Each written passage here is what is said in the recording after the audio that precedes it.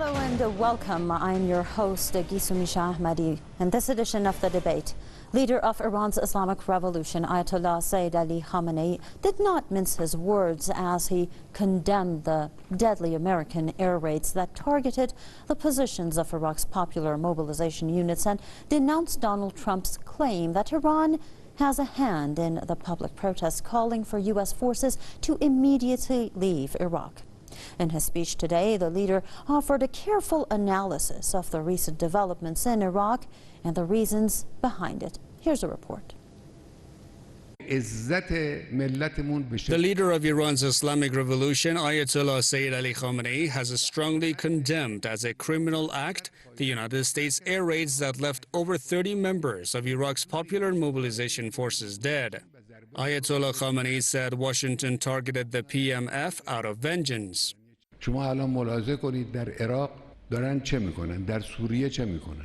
انتقام داعش رو از هشت شعبی دارن میگیرن، چون هشت شعبی وارد میدان شد، داعشی رو که اینا ساخته و پرداخته بودند زمینگیر کرد، ازاله کرد. The leader added that the Iraqi people's hatred towards the U.S. is the reason why they have held demonstrations outside the American embassy in Baghdad.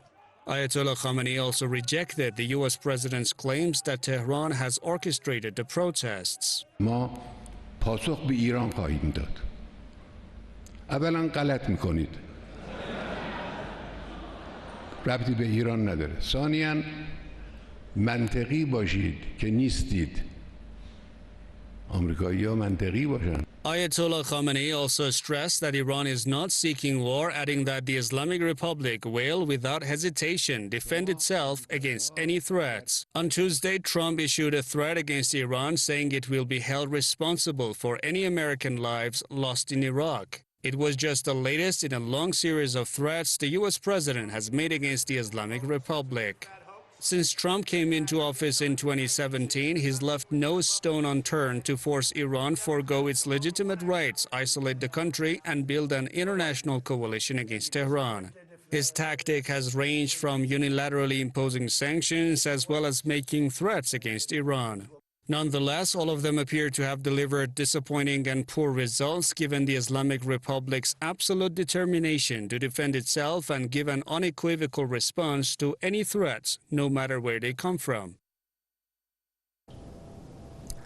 Now, in order to discuss that further, we have two guests that are joining us tonight. Mr. Scott Bennett, former U.S. Army Psychological Warfare Officer, who is joining us from San Francisco, and also Mr. Bennett and Junkers, a historian and journalist, who is joining us from Belgium.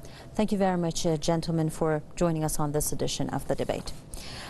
Let's begin with Mr. Junkers. Iran's leader says that vengeance is the reason behind the attacks on the PMU. What are some facts to support that? Well, I think it's quite clear in a way that the United States has a huge anger issue towards both Iran, of course, but more specifically when we're talking about the situation in Iraq, the Popular Mobilization Forces, and especially in this case the Kataib Hezbollah movement, which has proven to be extremely successful in defeating Al-Qaeda and defeating Daesh terrorist forces that have been active in Iraq for a long time. Now, of course, the United States is not the Daesh or Al-Qaeda, at least not in words. We can, of course, ask some significant questions towards the facts in U.S. support in the field, of course, of terrorist movements, but the Popular Mobilization Units are also, of course, a political movement. And with recent instability in the political system in Iraq, the Popular Mobilization Units, which are one of the biggest parliamentary blocs, have been really rapidly increasing their political power and their pressure against the United States, against the imperialist forces that are still occupying big parts of Iraq. So I believe it is very likely indeed that the United States is trying to use any sort of excuse, such as the death of one of their military contractors who died in one of the U.S. bases in Iraq, that they're using this as an excuse to pin it on and use it as a reason to attack this incredibly popular and very strong political and social movement that has really been increasing its activity in Iraq. Thank you very much. Mr. Bennett, in order to continue that discussion, I would like to know your views. Do you believe, well, the U.S. does have a long history of supporting terrorism in order to gain its own benefits. We do know that Taliban was created by the United States, and here we see that the U.S. is attacking the PMU, which is the main force that drove Daesh out of Iraq. So what are your thoughts on that? Well, you're exactly right. There's a great deal of hypocrisy and schizophrenia in this entire Middle East policy. You're right. The Taliban was certainly created to combat the Soviets in the 80s. The ISIS, Daesh, was formed, of course, by the U.S. blunder of invading Iraq in the first place in 2003. And we can go on and on about the different theaters of war that have had nothing to do with capitalism, democracy, or human rights. Those are all false cloaks of invisibility to justify resource confiscation and this American empire that was started under the neocon Zionist agenda after the fake false flag attack of 9/11 that was orchestrated with a collage of U.S., CIA, Israel, Mossad, Saudi Arabia involvement. This attack in particular, I would not be surprised if the Zionist Israeli Mossad did this. They maybe even flew the F-15s, that they fired a missile attack. Even if it happened, these false flag attacks, you're very smart to point out, this has happened from the USS Liberty when the Israelis tried to sink the American intelligence listening ship and blame it on the Egyptians. It would not surprise me that this was an orchestrated operation. General McGregor, who's been on Tucker Carlson, has said that as well. We allegedly attacked areas 200 miles south of Kirkuk. It's interesting, they also psychologically prepared the Russians and the world to have the Russians conveniently stay out of offering an opinion on this by allegedly having a terrorist tip being given to Vladimir Putin in St. Petersburg. Otherwise, I would say the Iranians are being blamed and trying to be set up and provoked into a counterstrike that would cause and trigger the U.S. to have some great military counter response. We've already seen insinuations of that with Marine preparations being deployed to protect the embassy. The embassy is now no longer an issue. As I said, the Iraqi forces have stepped in. They've calmed their own people down. Iran has reacted very calmly.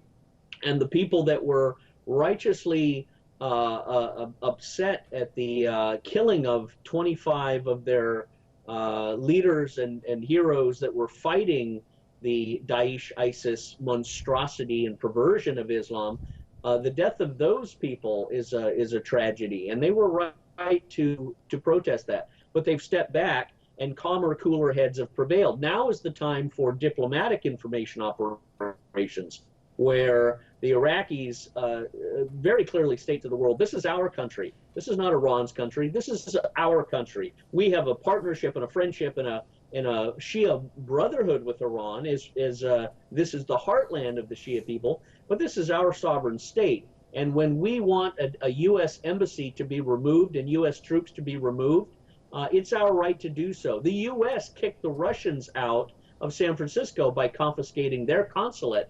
So the Iraqis can simply exercise the same instrument and say, as you kicked out the Russians, we're kicking out you, because we don't want any more of our people that have been fighting to defend our property, our land, against this monstrosity that you created in Syria, that the Israelis and the Saudi Wahhabists have been funding and providing weapons to, and Captagon drugs to, and medical services to. We're not going to tolerate that in Iraq. We're asking you, if not telling you, perhaps with UN peacekeepers, get out of Iraq. This isn't your oil. This isn't your land. This isn't even your embassy. And as other guests have said on previous shows, it should be turned into a museum or some sort of a perhaps international center to make sure that what happened in 2003 with the Iraq War never happens again. So I think what we're going to be witnessing is the U.S. Of course, I also believe Donald Trump is not necessarily wanting to go this direction. He said he doesn't want war. He doesn't want war with Iran. He's had to save political face The Democrats are already trying to set him up to lose the election, calling him a warmonger. And I've said all along that will defeat him in the election if he is perceived as starting new wars. He doesn't want to do that. He said he doesn't want to do that. So he very clearly needs to de-escalate this, and he needs to really arrive at a final policy that the Middle East and the countries of Syria and Iraq and Iran are great nations that should be respected, not treated like resource bastions that can be enslaved or confiscated or put aside. And the U.S. is not going to continue its juggernaut of 7 countries in 5 years. It's not going to be successful in any military conflict with Iran, largely because of the Iranian wisdom in settling the China-Russia military alliance and naval exercises that were just done. So I think the U.S. And the Russian, Iranian, Chinese coalition perhaps needs to have a discussion and a new round of meetings. And hopefully 2020 will be the time to do that. Donald Trump, I think, is going to opt for a position of peacemaker, stabilizer, and perhaps hopefully quicken the removal of all U.S. troops and participation in the Middle East. This may be a show of great force in the beginning, but if no other conflict or hostilities are erupted, that great force can be pulled back. I'm very sorry to cut you off. You offered a very detailed analysis, and this will allow us to continue the program. Actually, based on what you said, I would like to raise several questions. We don't have much time, though, so let's start with the fact that, well, the U.S., as you mentioned, is trying to point fingers at Iran. I would like to ask Mr. Junkers what he thinks about that, and why would the U.S. want to blame Iran for what it has done to Iraqis itself? Isn't there enough a reason for Iraqis to hate the U.S.? Yes, exactly, and I believe that Ayatollah Ali Khamenei has made a very interesting point there by basically addressing this situation in 2 points. Number one being that Iran has absolutely nothing to do with this. It is an Iraqi response to an Iraqi domestic problem, to a massacre that's happened in Iraq by American troops. And number two, of course, being the fact that these protests that have been taking place at the American embassy are completely legitimate and are actually indeed, as Mr. Bennett said, a quite cool-headed response still, especially if you see the security forces of Iraq trying to calm down the masses. A very cool-headed response to what is in fact a massacre. If you kill 25 to 30 people in a country that you are not actually at war with officially, and the United States always claims to be supporting, then you're actually just committing mass murder for no apparent reason. Now, of course, why is Iran being blamed? I think the answer is very clear. Blaming Iran is part and parcel of U.S. foreign policy and basically Western foreign policy. Same thing, of course, in Israel and in Saudi Arabia. We see every time when an Iraqi politician says anything that is remotely against the U.S. imperial interests, they immediately pin it on Iran. They say Iran is behind it. Iran is the puppet master behind them. It is claimed. Then the same thing happens, in other nations. The same thing happens whenever there's a politician, be it in Afghanistan and Pakistan, in Syria, of course, Bashar al-Assad, in Yemen, when the Yemeni people rose up in 2014 to drive out the Saudi-backed, corrupted dictator, the tyranny that was in power there. Every time when something happens that remotely challenges the status quo of this Middle Eastern project of the United States and its imperialist allies, it will always be immediately blamed on Iran. It's a constant. It's an example of the old adagio that when you repeat a lie often enough, it will become the truth in the mind of many people. And unfortunately, there are a lot of people believing this in the West. So blaming Iran is somewhat of a very easy path to take for the United States in order to basically tell people don't look further into it, don't analyze it, and for the love of God, please don't question what the United States is doing, just blame it all on Iran. It's a very typical scenario that has been used since 1979 and especially been used ever since the Iraq War started in 2003. Thank you very much, Mr. Junkers. Now, we don't have much time left, about 5 or 6 minutes. And Mr. Bennett, you pointed to the fact that this is quite a legitimate demand that the Iraqi people have. It's the same thing that the people in the United States did. What do you think is the diplomatic move that is now necessary from the part of the Iraqi government in order to get U.S. troops out of their country? And if you could please keep that short so we could have Mr. Junkers' view as well. I think the Iraqis and the Iranians need to appear in a joint diplomatic presentation of the United Nations and say, this is not about Iraq or Iran. This is about our cohesion and our country. The U.S. has declared war. The U.S. Must be condemned by the international body, and the alliances of Russia and China and Iran and Iraq and Syria need to really make a combined case that this international bullying, this rape and pillage of countries, this confiscation of the natural resources will not be tolerated. Those countries are not going to war, but they will destroy all the forces of war that attempt to start one in the future. Thank you very much. Mr. Junkers, your views, please.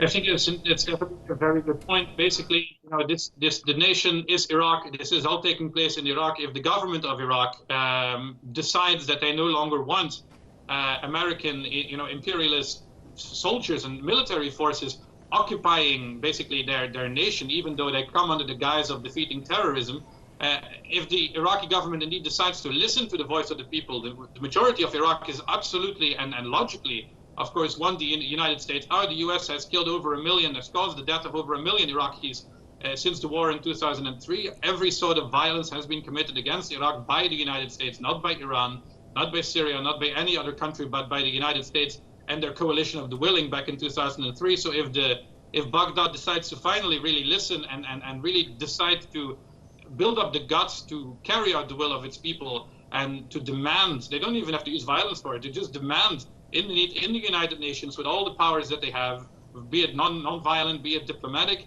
be it violent if necessary, to that the United States has to get out, has to butt out of Iraqi affairs, then I believe that at the end of the equation, the United States will have no other option, no other recourse than to leave Iraq alone and to finally withdraw from Iraq and leave the Republic of Iraq to build up its own sovereign course yet again. Mr. Junkers, you mentioned the United Nations, and the United States has a long history of overlooking what the UN asks it to do. So do you actually believe that pressure from the UN would make American troops leave Iraq? I believe that the pressure has to come, most importantly, of course, from the nations in there itself, as Mr. Bennett said, Iraq, Iran, Syria, and other nations around there. And if indeed they don't listen, then I believe the only recourse is indeed violence. I mean, you can't keep on accepting this military occupation of one's country. But the first option you can, of course, take is the United Nations. That's what they are for. And especially if support can come from other major players in the world, such as hopefully Russia or China and other countries around there, then I hope indeed that some sort of pressure could be put and force the United States out in the end, especially if the United States will see that, strategically speaking, they have nothing left to win there anymore and everything to lose in a potential conflict and continued violence in Iraq. I do not exactly believe that the United States will immediately listen to UN resolutions, as they have never done so. But continued pressure is the least that can be done. You know, it is obvious, of course, that we cannot continue the way things are right now.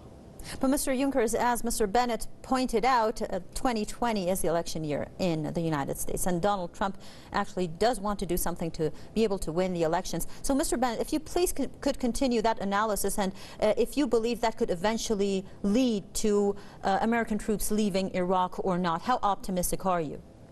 I think this is the greatest opportunity for Iran to take advantage of this conflict and demonstrate a superior diplomatic sophistication and use information operations, diplomatic operations, communications to force the American president, the American regime to come to the table and have peace talks, not necessarily about the JCPOA, put that aside, but start talking about these other acts. How do we stop future U.S. strikes against Iraqi freedom fighters that are fighting the cancer which was created by Obama called Daesh and ISIS, and make that a public conversation. Involve Turkey, involve Russia, involve Syria, involve China, Iran and Iraq, involve Pakistan and India.